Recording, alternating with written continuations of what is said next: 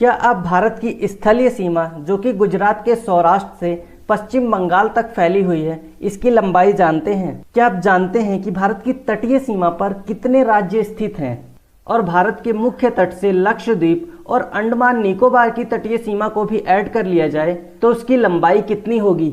भारत के 9 राज्य और 4 केंद्र शासित प्रदेश भारत की तटीय सीमा बनाते हैं। अब वे भारत के 9 राज्य कौन कौन से हैं जो कि भारत की तटीय सीमा पर स्थित है? तो यहाँ पे आप देखिए, सबसे पहले है गुजरात, फिर है महाराष्ट्र, फिर तीसरे नंबर पे आता है गोवा, चौथे नंबर पे है कर्नाटक और फिर है केरल। तो ये ऊपर के 5 राज्य भारत के पश्चिमी तट की ओर सीमा बनाते हैं और वहीं भारत के पूर्व की ओर तमिलनाडु, आंध्र प्रदेश, उड़ीसा और पश्चिम बंगाल ये राज्य स्थित हैं। और वहीं 4 केंद्र शासित प्रदेश कौन कौन से हैं जो कि भारत की तटीय सीमा बनाते हैं? तो वे हैं अंडमान निकोबार द्वीप समूह, लक्षद्वीप, पुदुचेरी और दादरा नागर हवेली एवं दमन द्वीप।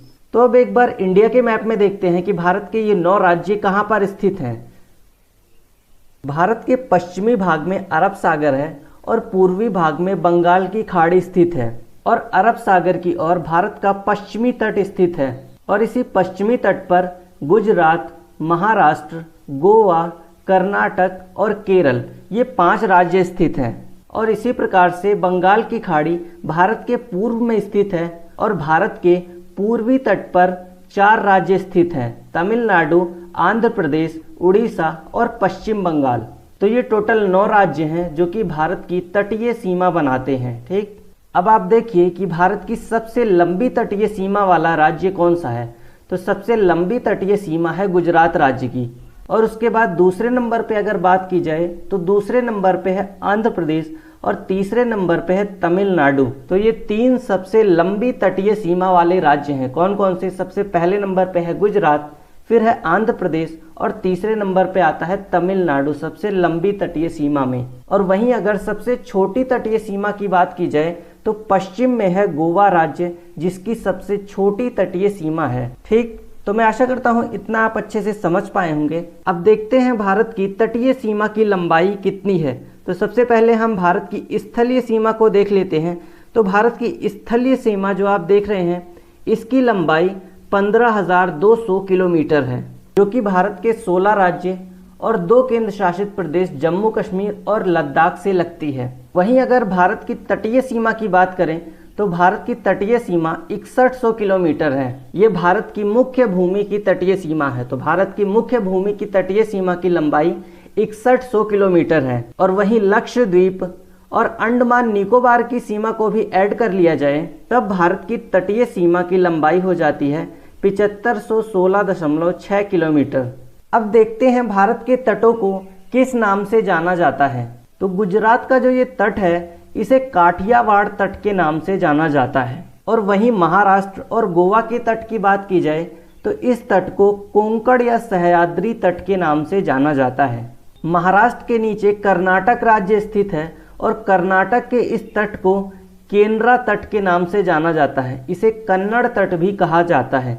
और वहीं भारत के सबसे दक्षिण में केरल राज्य स्थित है और केरल राज्य के तट को मालाबार तट के नाम से जाना जाता है। ठीक, तो इतना आप अच्छे से समझ गए ना कि भारत के पश्चिम की ओर यानी कि अरब सागर की ओर कौन कौन से तट स्थित हैं। एक बार हम रिवाइज करते हैं। सबसे ऊपर गुजरात का तट है काठियावाड़ तट, उसके बाद महाराष्ट्र और गोवा का जो तट है इसे कोंकण या सह्याद्री तट के नाम से जाना जाता है। कर्नाटक का जो तट है इसे केंद्रा तट के नाम से जानते हैं और जो केरल का तट है इसे मालाबार तट के नाम से जाना जाता है।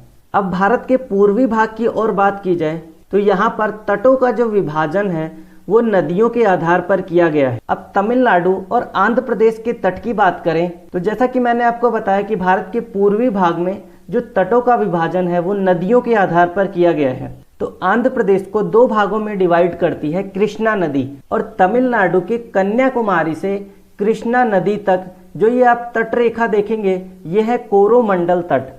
और कृष्णा नदी के जस्ट ऊपर ही आंध्र प्रदेश में गोदावरी नदी का डेल्टा है और कृष्णा और गोदावरी नदी के बीच में जो ये तट रेखा है इसे गोलकुंडा तट के नाम से जाना जाता है। अब आंध्र प्रदेश और उड़ीसा के तट को देखते हैं तो उड़ीसा राज्य में महानदी बहती है और गोदावरी से महानदी तक की जो ये आप तट रेखा देख रहे हैं इसे उत्तरी सरकार तट के नाम से जाना जाता है। अब उड़ीसा और पश्चिम बंगाल की बात करते हैं तो उड़ीसा और पश्चिम बंगाल में जो ये तट रेखा है इसे उत्कल तट के नाम से जाना जाता है।